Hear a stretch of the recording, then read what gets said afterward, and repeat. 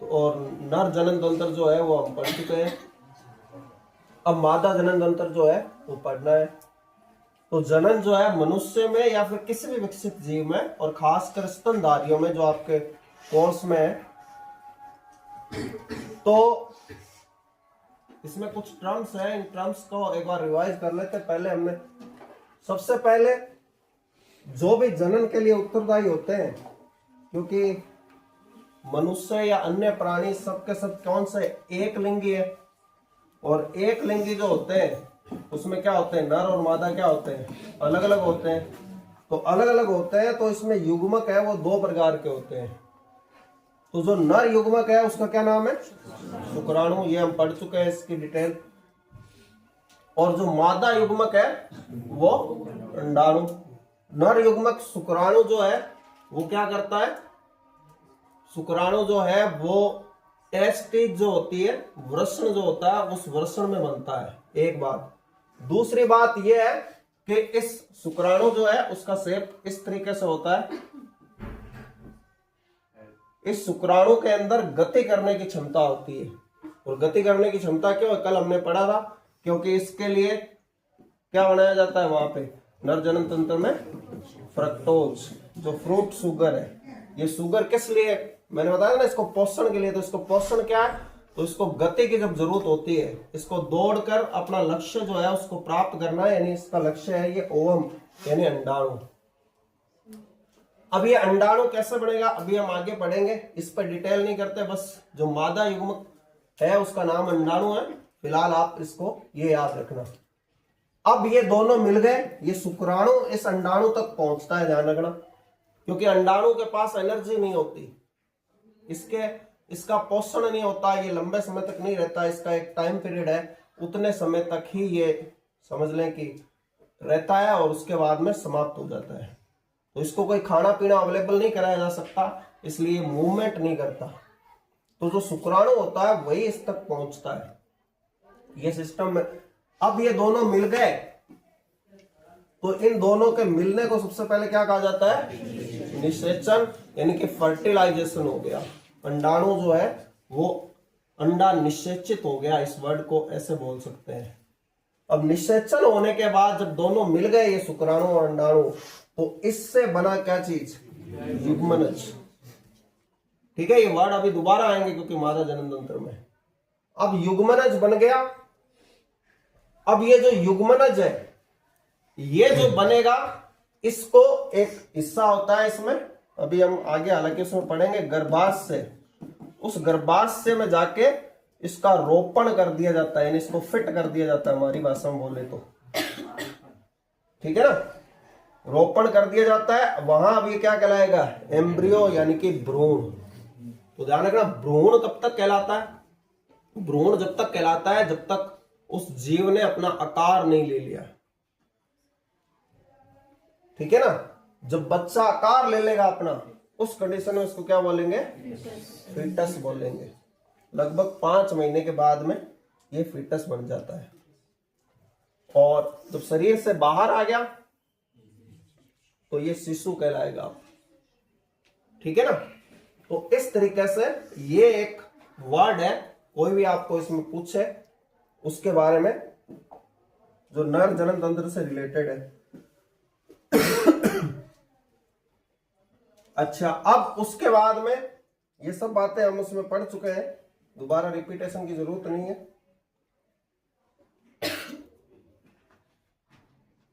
अब देखिए, जिस तरह से नर जो होता है, उस नर के अंदर दो क्या होते हैं, वृषण होते हैं, और उन वृषणों में क्या बनते हैं, शुक्राणु बनते हैं। और ध्यान रखना, वो शुक्राणुओं की संख्या, मैंने जैसे कहा था कि करोड़ों में बनने का मतलब मेरा यह था कि वो डेली रूटीन के हिसाब से या फिर एक वीक में उसके अकॉर्डिंग जनरली जो स्पर्म निकलता है, जो सीमन निकलता है मनुष्य में, उस स्पर्म में ध्यान रखना शुक्राणुओं की संख्या जो है वो लगभग 20 लाख होती है। ठीक है ना, 2 से 3 ml या 3 से 4 ml जो निकलता है, जो सीमन होता है, उसमें 20 लाख होती है।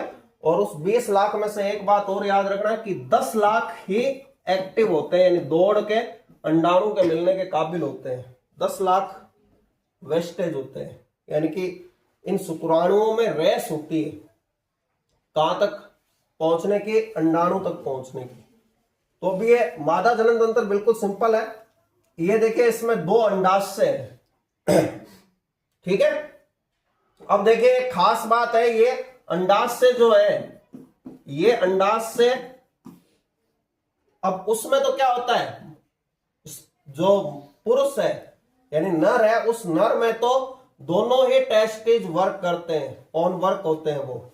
लेकिन यहां पर मादा में क्या सिस्टम होता है क्योंकि शुक्राणु तो कितने बन रहे हैं, अब एक बार के श्रृंखलन के समय यानी शरीर से बाहर निकालना स्पर्म को, वो श्रृंखलन कहलाता है। वो श्रृंखलन के टाइम में एक बार में अब हम 20 लाख मान लें, वैसे इसकी संख्या करोड़ों हो सकती है ठीक है।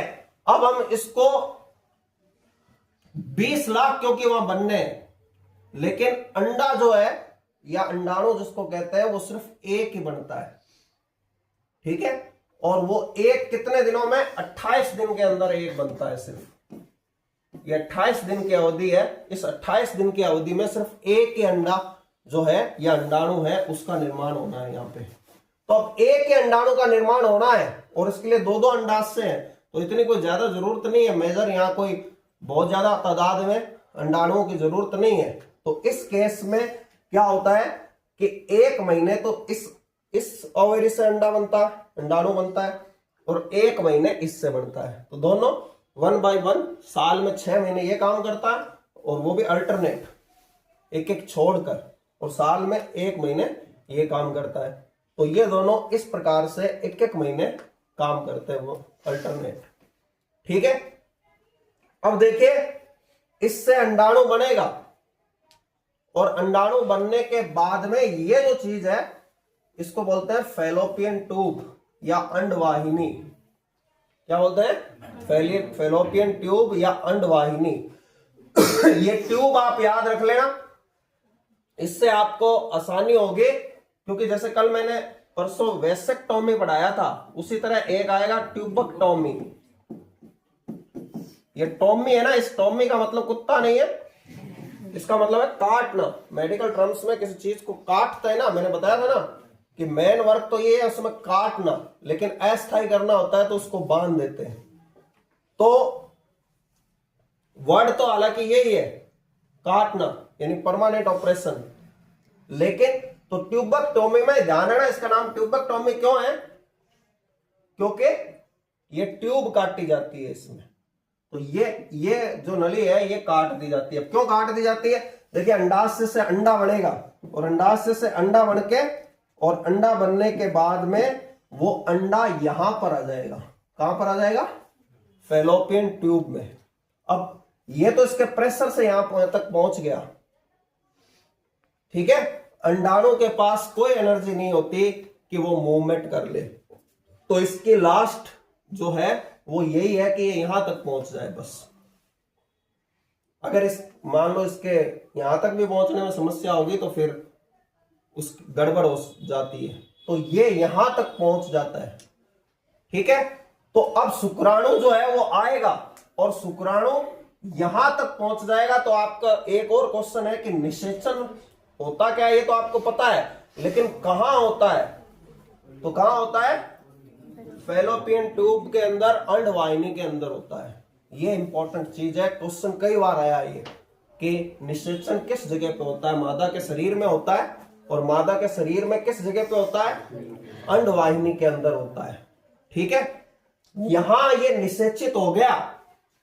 अब अगर ये निषेचित हो गया तो फिर ये जो है ये कहां आ जाएगा, ये जो आप देख रहे हैं ये वाली संरचना, ये गर्भाशय है, और ये जो गर्भाशय है इसके ये थैली जैसे संरचना होती है, और इसमें क्षमता होती है फैलने और सिकुड़ने की। तो ये भ्रूण जो है इसका यहां आके क्या हो जाता है, रोपण हो जाता है ठीक है।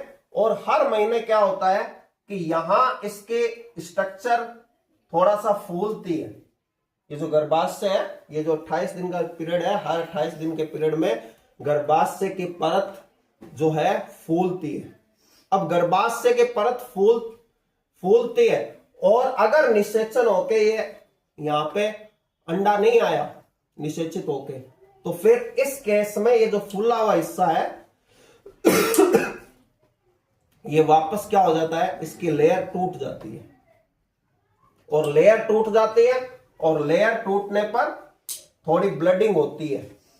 एक ये, दूसरी कंडीशन ये कि अगर ये अंडा भी निषेचित नहीं हुआ, इस तक शुक्राणु नहीं पहुंचा, तो फिर क्या होगा, ये अंडा ध्यान रखना, इसका लाइफ टाइम तो इसका कितना है, 28 दिन है। लेकिन आप यूं समझ लें कि 7 दिन में बनता है, अगले 7 दिन में मैच्योर होता है, और पूरा मैच्योर होने में 14 दिन जो है वो लगते हैं। ठीक है, तो अब क्या होता है कि यहां पर ये जो 14 दिन के बाद, अब 14 दिन तक समझ लो और ये रहेगा, और 14 दिन बीत गए, पूरे 28 दिन हो गए, तो 28 दिन हो गए तो ये टूट जाएगा। तो ये जो ब्लडिंग हुई, इस ब्लडिंग के साथ ही ये अंडा भी टूट के सिस्ट के रूप में निकल जाएगा। मतलब अब इस अंडाशय से काम खत्म हो गया, 28 दिन पूरा हो गए। 28 दिन पूरा होते ये क्या कर देगा, ये अगला ओवा जो है यानी कि अंडाणु है, इस अंडाणु को बना देगा और इसका ओवा यहां पे आ जाएगा। इस प्रकार से ये प्रोसेस होती है निषेचन की। ठीक है, तो ध्यान रखना, निषेचन कहां होता है, अंडवाहिनी में होता है। फिर भ्रूण वगैरह कहां रहते हैं, ये सब गर्भाशय से, और उसको यूटेरस भी कहते हैं, ये ध्यान रख लेना। इसके बाद में यहां पर जो है, अब देखिए शुक्राणु तो कितने मैंने बताया, 10 लाख।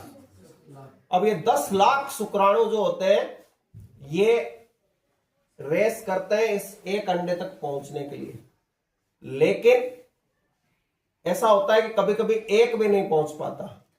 उसके बाद में यहां पर यह भी है कि ध्यान रखना कि यहां पर ये जो शुक्राणु है, एक अंडे को निषेचित करने के लिए सिर्फ एक ही शुक्राणु काफी है।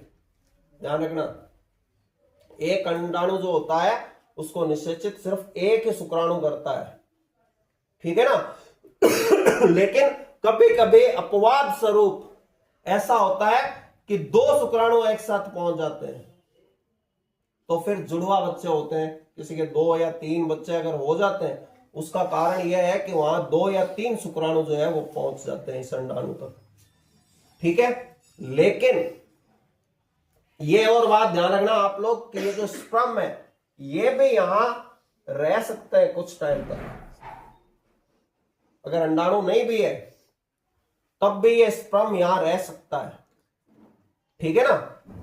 तो मान लो कभी ऐसा भी हुआ कि स्पर्म वहां मौजूद रह गया, स्पर्म मौजूद रह गया और वो अंडाणु अगर आया, तो ये अंडाणु जो है, ये अंडा उस समय में निषेचित हो सकता है। समझ में आ गया ना। तो ये भी बात होती है इसमें। तो ये जो स्पर्म है, अब यहां पर जो है मादा जनन तंत्र की बात करें तो ये 2 ओवेरी हो गए, अंडाशय हो गए, सारा मैंने बता दिया। वैसे ये अन्नवाहिनी हो गई, ये गर्भाशय हो गया। ठीक है, और इसका बाहरी जो भाग है मादा जनन तंत्र का, जैसे पुरुष में जो शिश्न था या पेनिस था, उसी तरह से जो मादा होती है उसमें योनि होता है। और योनि का एक पार्ट जो होता है वो मूत्राशय से जुड़ा हुआ होता है। ठीक है ना। जो पुरुष था उसमें तो एक ही मार्ग है दोनों के बाहर निकलने के लिए, लेकिन इसमें जो है एक जो मार्ग है, 2 मार्ग होते हैं। एक मार्ग है वो तो जो है वो मूत्राशय से जुड़ा हुआ होता है, मूत्रवाहिनी आके खुलती है जिसमें, और एक भाग जो है वो इस फैलोपियन ट्यूब में ये गर्भाशय तक जाता है। तो ये इसके मादा जनन तंत्र के बारे में मेन जो है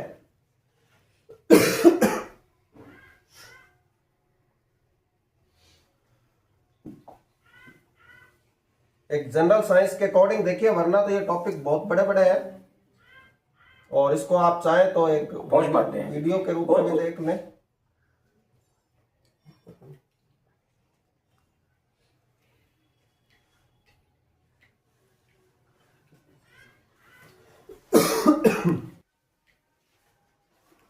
अब देख लो इसको,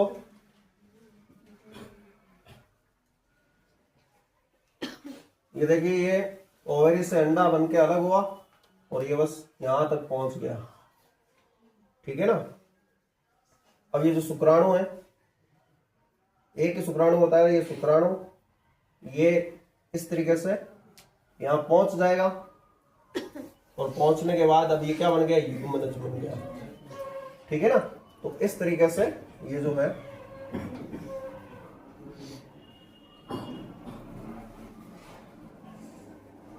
अब देखिए, जैसे नर है उसके अंदर तो एक ही हार्मोन होता है टेस्टोस्टेरोन, लेकिन जो मादा है उसमें दो तरह के हार्मोन होते हैं। एक कौन सा होता है, एस्ट्रोजन। तो ये जो एस्ट्रोजन है ये क्या करता है, तो ये एस्ट्रोजन जो मादा के जो लक्षण होते हैं, जो गौण लैंगिक लक्षण होते हैं, एक महिला के जो लक्षण होते हैं, यानी आवाज पतली होना या अंडाशय की वृद्धि या मैच्योरेशन साइकिल, जब ये एक्टिव हो जाता है तो मैच्योरेशन साइकिल जो है यानी कि अंडाणु का बनना, हर 28 दिन में अंडाणु का बनना ये शुरू हो जाता है, ये इसके एस्ट्रोजन के, ठीक है। ये आप इस तरीके से याद रख लेना। और दूसरा जो हार्मोन है वो है प्रोजेस्टेरोन। कौन सा हार्मोन है, प्रोजेस्टेरोन। तो प्रोजेस्टेरोन जो हार्मोन है ये ध्यान रखना, ये P फॉर प्रोजेस्टेरोन है और P फॉर प्रेगनेंसी होता है। प्रेगनेंसी का मतलब है कि जब पेट में, मां के पेट में भ्रूण हो, एम्ब्रियो हो, उस दौरान तो जो उस एम्ब्रियो के जितने भी देखभाल वगैरह करनी है वो सब कौन करता है, प्रोजेस्टेरोन करता है। अब देखभाल कैसे, कि इसको शुरू में ये जो युग्मनज होता है या भ्रूण होता है ये बहुत ही ज्यादा वीक होता है, हालांकि इसका रोपण तो कर दिया जाता है लेकिन उसके बावजूद भी ये बहुत ही ज्यादा वीक होता है। इसलिए जो डॉक्टर्स हैं वो महिला को जब शुरुआती प्रेगनेंसी के जो शुरुआत के दिन होते हैं 1 मंथ लगभग, उस समय जोर से चलने के लिए, दौड़ने के लिए, ज्यादा सीढ़ियां वगैरह चढ़ने के लिए ये मना करते हैं, मतलब, ठीक है ना। या कोई बहुत ज्यादा गर्म चीज होती है उससे भी, क्योंकि ये भ्रूण जो होता है वो काफी कमजोर होता है उस समय, शुरुआती पीरियड में ये काफी ज्यादा कमजोर होता है, लेकिन फिर भी इसकी जो देखभाल है वो ये प्रोजेस्टेरोन करता है। तो अगर इस हार्मोन में कुछ गड़बड़ होगी तो इस कंडीशन में फिर प्रेगनेंसी इश्यू हो जाते हैं महिला के, अगर इसमें। तो ये ध्यान रखना, ये P फॉर प्रेगनेंसी और P फॉर प्रोजेस्टेरोन, यानी कि गर्भ धारण जो है उसके लिए तैयार भी करता है और उसके बाद में क्या करेगा, देखभाल भी करेगा, ठीक है। उसके बाद में अंडवाहिनियों के बारे में हमने पढ़ लिया कि ये अंडवाहिनी, मेन बात क्या है कि इसमें क्या होता है इसमें निषेचन होता है, ये याद रखना है, बार बार आया हुआ क्वेश्चन है। और ये स्तनधारियों के लिए है, ध्यान रखना, मैंने पहले ही बता दिया कि जो हम पढ़ रहे हैं वैसे तो मानव के लिए है, लेकिन मेनली जो है वो किसके लिए है, पूरे स्तनधारियों के लिए भी हम ये कह सकते हैं। और देखिए वैसे तो बहुत ही डिटेल्स सारी जिनकी पढ़ें तो बहुत ही ज्यादा बड़ी चीजें हैं ये। और ये गर्भाशय या यूटेरस है, इसमें बच्चे का विकास वगैरह होता है, इसी के अंदर होता है। उसके बाद बता दिया ये सब, योनि जो है वो बाहरी हिस्सा होता है। और ये बच्चे के लिए जो बर्थ कैनाल है, तो बच्चे की बर्थ कैनाल है वो भी वेजिना है। और ये जो वेजिना है इसके बाहरी जो सतह होती है उस सतह पर एक पतली झिल्ली होती है, ठीक है ना। आपको इस झिल्ली का नाम याद रखना है, और जिसे हाइमन कहते हैं। क्या बोलते हैं? हाइमन कहते हैं। ये पतली झिल्ली होती है और ये जो झिल्ली जो होती है एक निश्चित समय तक होती है। हालांकि बहुत ज्यादा परिश्रम करने पर या फिर लैंगिक संपर्क से ये जो झिल्ली होती है ये टूट जाती है, जिससे थोड़ी ब्लडिंग होती है। तो ये भी जो है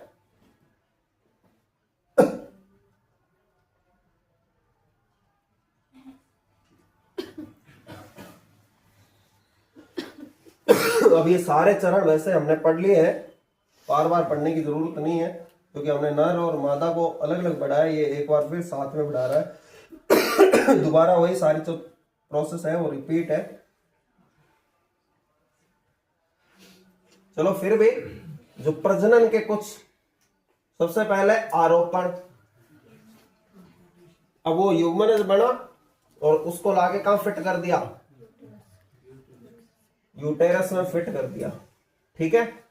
और ध्यान रखना, जैसे ही ये भ्रूण वहां फिट होता है वैसे ही अंडाशय से अपना वर्क करना बंद कर देता है और वो गर्भाशय की जो हिस्सा है, एक हिस्सा जहां पे भ्रूण जुड़ता है वो थोड़ा सा मोटा हो जाता है। वो क्या होता है कि अब वो वहां जाके भ्रूण क्योंकि जुड़ गया है, ठीक है, तो फिर इन दोनों स्थितियों की वजह से जब भ्रूण का गर्भाशय में ये आरोपण हो गया तो इस आरोपण होने के बाद में अब जो है वो जो ब्लडिंग है 28 दिन के बाद, वो ब्लडिंग उस दौरान यानी प्रेगनेंसी के दौरान वो ब्लडिंग नहीं होती है। ठीक है ना। जब तक अब बच्चा पैदा नहीं होगा तब तक जो है जो मैच्योरेशन साइकिल है वो मैच्योरेशन साइकिल नहीं होती। ठीक है। अब ये अलग अलग चरण बताए गए हैं, क्योंकि इतना डीप में अपने को पढ़ना नहीं है, अपन सिर्फ जनरल साइंस पढ़ रहे हैं, इसलिए मैं इसके बारे में कोई ज्यादा बात नहीं कर रहा। अब ये जो मैच्योरेशन साइकिल है, ये मैच्योरेशन साइकिल जो होती है इसके टाइमिंग वैसे तो हम पढ़ चुके हैं इसको, कि यहां पर ध्यान रखना कि वो जो एज पीरियड जो था लगभग 9 से 12 साल तक की एज जो होती है उसमें ये मैच्योरेशन साइकिल, कौन सा हार्मोन, जो एस्ट्रोजन हार्मोन है, वो अपना काम शुरू कर देता है और उसके बाद में ये मैच्योरेशन साइकिल जो है ये शुरू हो जाता है। यानी कि हर 28 दिन के बाद जो ब्लीडिंग होगी, और अब ये कब तक होगी तो ध्यान रखना कि जो पुरुष होता है उसमें तो स्पर्म है वो आजीवन बनते हैं, लेकिन महिलाओं में ऐसा नहीं होता। ठीक है। तो महिलाओं में ऐसा इसलिए नहीं हो, महिलाओं में कब तक ऐसा होगा तो ध्यान रखना 45 से लेकर 50 साल तक, बस 45 से 50 साल तक की आयु तक ही महिलाओं में अंडाणु जो होते हैं वो बनते हैं। ठीक है ना।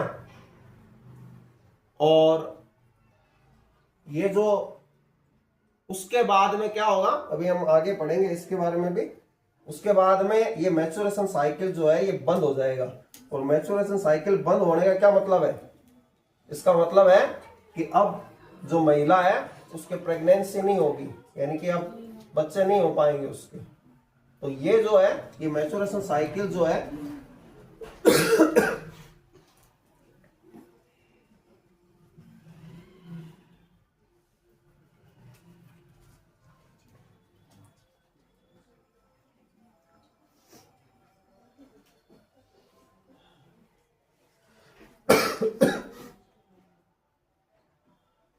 अच्छा, मैच्योरेशन साइकिल में ये जो ब्लडिंग होती है ये वैसे तो नॉर्मली तो 5 दिन तक होती है, लेकिन जैसे आप ये देखिए इसके अलग अलग चक्कर जो है,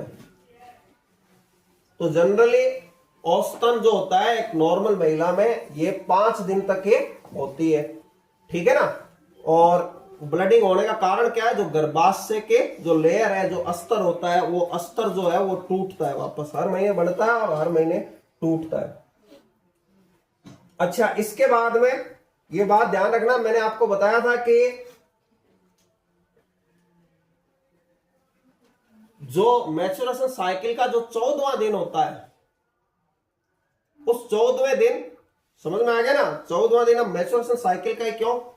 अब देखिए, मैंने अभी आपको बताया था कि अंडाशय का काम क्या है, अंडाशय कैसे काम करते हैं, कि अंडाशय जो होते हैं कि भाई ये इस तरह से अंडाशय है, इसका जो अंडा है वो खराब हुआ, वो टूट गया, तो इसने शुरू कर दिया बनाना। ठीक है, अब ध्यान रखना, वो ब्लडिंग हो रही है, वो तो क्या है, ये वाला जो पिछले महीने वाला जो अंडा था, पिछले महीने वाला जो अंडाणु था, वो क्या हो रहा है, वो टूट के निकल रहा है। समझ में आ गई ना बात? और यहां क्या हो रहा है, नया अंडाणु बन रहा है। ठीक है, तो 7 दिन तो समझ लो उसको बढ़ने में लगता है, जब तक ये ब्लीडिंग होती है, और उसके बाद अगले 7 दिन में उसका क्या होता है, पोषण होता है, वो मैच्योर होता है।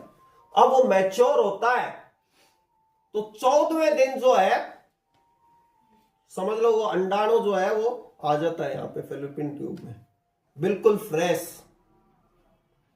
तो ये जो 14वां दिन होता है, इस 14वां दिन जो होता है किसका, मैच्योरेशन साइकिल का जो 14वां दिन होता है, उस 14वें दिन में प्रेगनेंसी की संभावना सबसे ज्यादा होती है। ठीक है ना?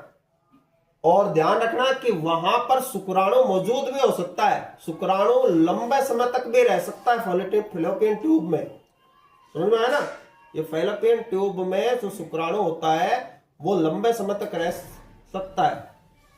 और एक रिसर्च के मुताबिक लगभग 3 महीने से कुछ दिन ज्यादा तक वो जीवित रह सकता है इस फैलोपियन ट्यूब में। यानी कि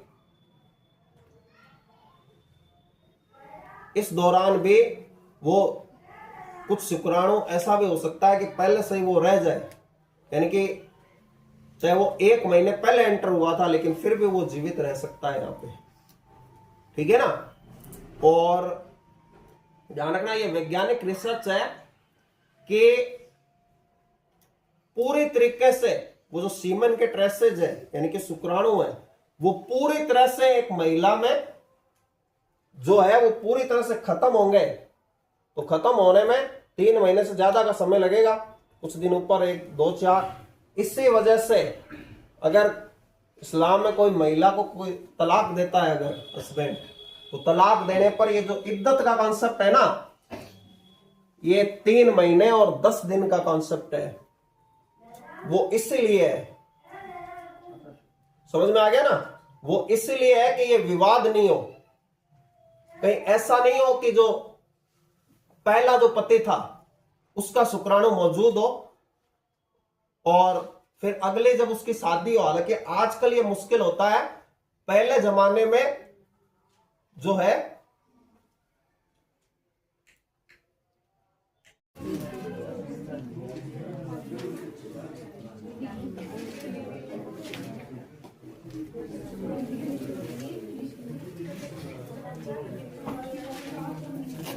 तो मादा जनन तंत्र जो है उसमें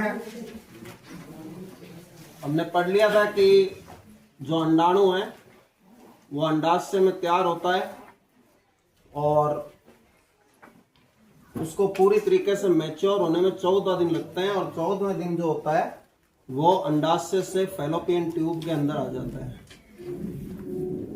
और इस फैलोपियन ट्यूब में ये 15 से 28 दिनों तक, यानी कि 14वें दिन आ गया, यानी कि अब इसकी अवधि 15 से 28 दिन जो है ये उसमें रहता है। और इस दौरान कोई भी शुक्राणु है अगर फैलोपियन ट्यूब में आ गया तो अंडे का निषेचन हो जाएगा और उससे युग्मनज बन जाएगा। और युग्मनज बनने के बाद में जो प्लेसेंटा है, यानी गर्भाशय है, वहां पर यूटेरस में, मतलब यूटेरस में एक जगह होती है प्लेसेंटा, उसके अंदर वहां पे जाके उसका क्या होता है, आरोपण हो जाता है। अब अगर शुक्राणु नहीं आया, शुक्राणु नहीं मिला है, इस केस में जो 28वें दिन है, जो गर्भाशय जो होता है उसकी जो सतह कुछ चौड़ी हो जाती है, जो अस्तर उसके ऊपर आ जाता है, वो अस्तर टूट जाता है। और जैसे ही वो अस्तर टूटता है वैसे ही ये अंडा भी टूट जाता है और ये फिर शरीर से बाहर निकल जाता है और इसी तरह दूसरा अंडाशय जो होता है उसमें अंडा बनने की प्रोसेस शुरू हो जाती है। ये हमने पढ़ लिया था ट्यूबेक्टोमी।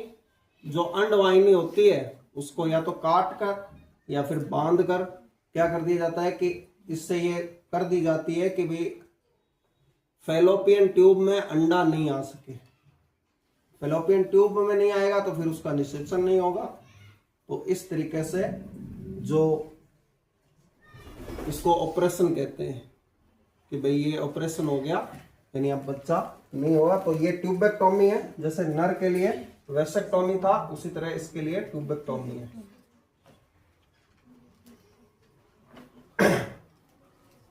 अब वैसे तो ये सब चीजें हम पढ़ चुके हैं कि जो महिला है उसमें वैसे देखिए ये थोड़ा बहुत फर्क होता है हर बुक्स में। तो जनरली जो 9 से 12 साल की एज है उस एज में रजो दर्शन यानी कि जब सबसे पहले जब अंडाणु बनेगा, सबसे पहले जिस दिन अंडाणु बनेगा हार्मोन जो है एक्टिव होगा। जो प्रोजेस्टेरोन है, सॉरी एस्ट्रोजन हार्मोन जब स्त्रावित होगा तो सबसे पहले बनेगा। तो सबसे पहले जब अंडाणु बना और सबसे पहले अंडाणु जब बनेगा, बनने के बाद में उससे जब वो अंडाणु टूट जाएगा 28 दिन होने के बाद में तो जो मैच्योरेशन साइकिल है वो मैच्योरेशन साइकिल जब किसी भी महिला में यानी लड़की में स्टार्ट हो जाएगा तो इसको बोलते हैं रजो दर्शन। वर्ड का आपको ध्यान रखना है, ये रजो दर्शन कहलाता है। अब उसके बाद में ये जो एज होती है जिस दौरान ये मेंस्ट्रुएशन साइकिल चलती रहती है, हर मंथ ये साइकिल चलती रहती है, यानी कि इसका मतलब है कि हर महीने अंडाणु बनता रहता है। ये 12 से 50 साल तक के एज होती है। तो ये प्रजनन काल कहलाता है। ठीक है ना। तो साइंस के अकॉर्डिंग 12 साल की एज से 50 साल तक, और क्योंकि ये कुछ में 9 साल की उम्र में भी शुरू हो जाता है, तो यहां कुछ बुक्स के अकॉर्डिंग 9 से 50 ईयर भी आ सकता है। मान लो ऑप्शन में ये चीज नहीं हो, ये बिल्कुल एक स्टैंडर्ड दिया हुआ है, लेकिन थोड़ा बहुत इसमें इन चीजों में फर्क मिलता है। तो अब ये जो है ये प्रजनन काल है। इसका मतलब है कि भाई इस एज ग्रुप में जो है महिला के बच्चा हो सकता है, मतलब क्योंकि इस दौरान ये मेंस्ट्रुएशन साइकिल चलता रहता है। अब रजो निवर्ती, अब महिला में अंडाणु बनना बंद हो गया, अब उसका अंडाशय से अंडाणु नहीं बनाएगा 50 साल की एज के बाद में, तो इस केस को कहते हैं रजो निवर्ती। तो रजो निवर्ती होने के बाद में मेंस्ट्रुएशन साइकिल नहीं होती। फिर उसमें जो मंथली अंडाणु बनने की प्रोसेस है और वो अंडा टूटने की प्रोसेस है वो अब नहीं होगी, यानी कि अब वो इससे निवर्त हो गई। तो ये वर्ड है रजो दर्शन, प्रजनन काल और रजो निवर्ती। अब देखिए सीधा सा एक वर्ड है कि अगर दर्शन से देखा जाए कि जिस दिन अंडाणु बनने के कैरेक्टर नजर आए, और निर्वर्ती समझते हैं थोड़े से हम हिंदी कि वो कंप्लीट हो गया, यानी मेंस्ट्रुएशन साइकिल अब कंप्लीट हो गया, अब उस महिला के बच्चा नहीं होगा। मतलब अब देखिए यहां एक कुछ कोर्सेज जो है उसमें बायोटेक्नोलॉजी एक सब्जेक्ट होता है, कुछ ऐसी क्लासेज भी होती है। हालांकि ये जनरल साइंस का तो टॉपिक नहीं है, लेकिन अगर आगे आए तो हम इसको पढ़ ले रहे हैं, क्योंकि बायोलॉजी के क्षेत्र में बहुत ज्यादा टेक्नोलॉजी डेवलप हुई है। उस टेक्नोलॉजी के माध्यम से जो है, अब देखिए इसमें ये चीज होती है कि कुछ महिलाओं के जो भ्रूण है वो जो जुड़ता है गर्भाशय में जहां पर, और मैंने आपको बताया था कि वो जगह काफी नाजुक होती है, कुछ समय तक काफी नाजुक रहती है। तो फिर वो जो भ्रूण होता है वो भ्रूण वहां पे जुड़ा हुआ रहता ही नहीं है। कुछ के साथ ये समस्या होती है, एक मेडिकल आप इसको बीमारी कह सकते हैं कि उनके कोई भी हार्मोनल डिसऑर्डर होता है, कुछ भी होता है, जिसकी वजह से क्या होता है कि भ्रूण जो है उस महिला के गर्भाशय में टिका हुआ रहेगा ही नहीं, और गर्भाशय में टिका हुआ नहीं रहेगा, इस वजह से क्या होता है कि वो भ्रूण जो है कुछ समय बाद, मान लीजिए कि कुछ दिनों तक तो रह गया, 10 दिन, 15 दिन, 20 दिन, 1 महीना, 2 महीना, इतना भी हो सकता है, लेकिन वो जैसे ही ज्यादा भारी होगा वैसे ही वो वहां पे टिका हुआ नहीं रहेगा। तो उसकी वजह से वो भ्रूण जो होता है उसकी एज तो क्या है, उसका टाइमिंग कितनी है, 270 दिन, यानी 9 महीने, 9 महीने तक उसको जुड़ा हुआ रहना है। लेकिन कुछ ही अरसे में, यानी भ्रूण के पोजीशन में वो वहां से क्या हो जाता है, अलग हो जाता है। अलग होते ही भ्रूण जो है सीधा जो है, जिसको मिसकैरेज कहते हैं मेडिकल भाषा में, कि उसके मिसकैरेज हो गया। तो ये मिसकैरेज किस वजह से होता है कि वो भ्रूण उसके जुड़ा हुआ नहीं रहता, जो गर्भाशय की जो जगह है जहां पे वो जुड़ा हुआ होता है, जहां उसका आरोपण होता है, उस आरोपण से वो टूट गया। अब किसी महिला के ये मेडिकल समस्या ही हो सकती है। कई बार ऐसा होता है कि ये पार्सली होता है, टेम्परेरी, मतलब 1-2 बार हो गया लेकिन बाद में सही भी हो गया। अब लेकिन कुछ के ये परमानेंटली प्रॉब्लम हो जाती है, और मेडिकल हिस्ट्री के अकॉर्डिंग ये जो है, जो उसके मतलब भ्रूण जुड़ा हुआ रह ही नहीं सकता मतलब। तो इस केस के लिए एक टेक्नोलॉजी जिसको सरोगेसी कहते हैं, इस सरोगेसी, इसको किराए की कोख भी कहते हैं मतलब। अब किराए की जो कोख है, इसमें क्या होता है इसमें ध्यान रखना, मां बाप तो कोई और होंगे, लेकिन बच्चा पेट में किसी तीसरे के जाएगा मतलब। तो ऐसा पैसे लेके भी कुछ लेडीज है वो करती हैं ऐसे सरोगेसी का काम, और कोई मान लो कोई रिलेटिव वगैरह हो तो ऐसे भी हो सकता है। तो इसमें क्या होगा कि अब निषेचन करवाया जाएगा। वो जो पुरुष है, वो पुरुष जो है, उस पुरुष के स्पर्म और उस महिला यानी उसकी जो बीवी है उसी का अंडाणु लेके और उनके बीच में निषेचन करवाया जाएगा। और निषेचन करवाने के बाद में, निषेचन जैसे ही हो जाएगा, क्या बनेगा, युग्मनज बनेगा, जो जायगोट बनेगा।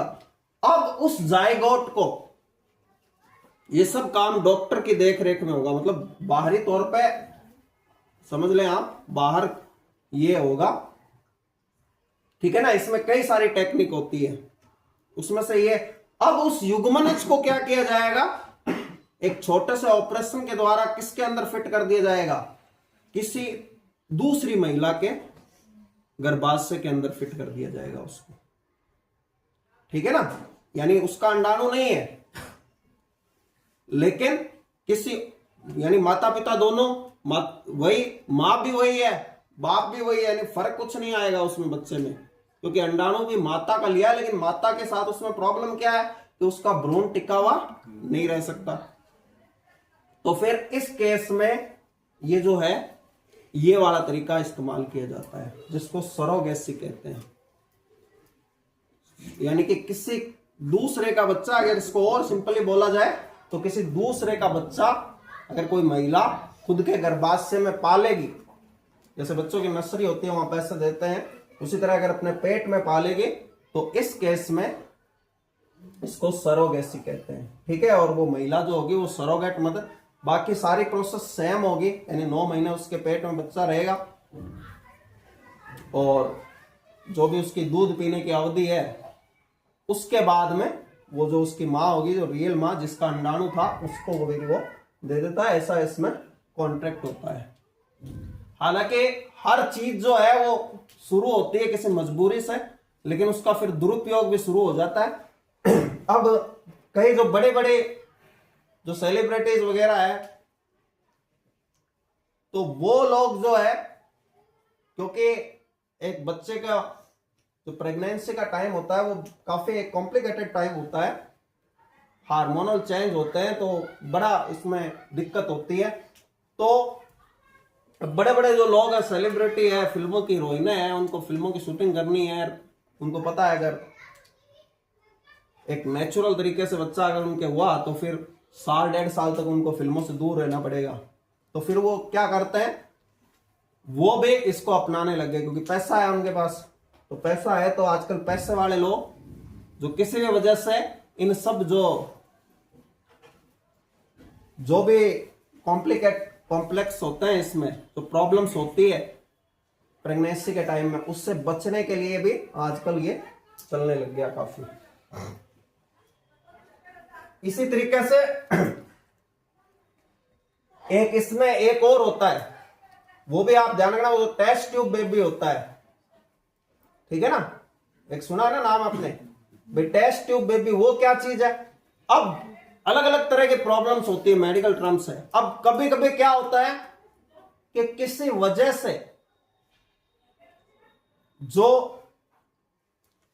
पुरुष है उसका शुक्राणु फैलोपियन ट्यूब में नहीं जा पा रहा, अंडाणु के पास पहुंच नहीं पा रहा है। तो अंडाणु के पास पहुंच नहीं पा रहा है तो जाहिर है निषेचन नहीं होगा। अब यहां प्रॉब्लम ये वाली है, तो फिर इस केस में क्या करेंगे, जो निषेचन की क्रिया है ना, वो वैसे तो कहां होती है, मां के पेट में होती है, लेकिन मां के पेट में नहीं करा के उसको टेस्ट ट्यूब में करवाई जाएगी उस निषेचन को। और टेस्ट ट्यूब में करवा के वो युग्मनज है उसको लेके अब कहां फिट किया जाएगा, ओरिजिनल मां के, जिसका अंडाणु है उसी मां के गर्भाशय में फिट करे जाएंगे। ये टेस्ट ट्यूब बेबी है, थोड़ा सा फर्क है इसमें, सरोगेसी में किसी दूसरे के। ये मेडिकल टर्म्स आपको याद रखने हैं भाई, ध्यान रखना कि ये जो टर्म्स होते हैं, इन टर्म्स को आपको ध्यान में रखना है कि ये सब चीजें क्या होती है, क्योंकि एक टॉपिक कई सारे, जैसे शायद एलडीसी में है मेरे ख्याल से, बायोटेक्नोलॉजी, जैव तकनीकी, इसमें क्लोन वलोन सारे जिक्र होंगे। तो कभी किसी में टॉपिक में जैसे से आता जाएगा वैसे हम लेते रहेंगे, लेकिन ये सिर्फ वही होंगे जहां बायोटेक्नोलॉजी का टॉपिक होगा।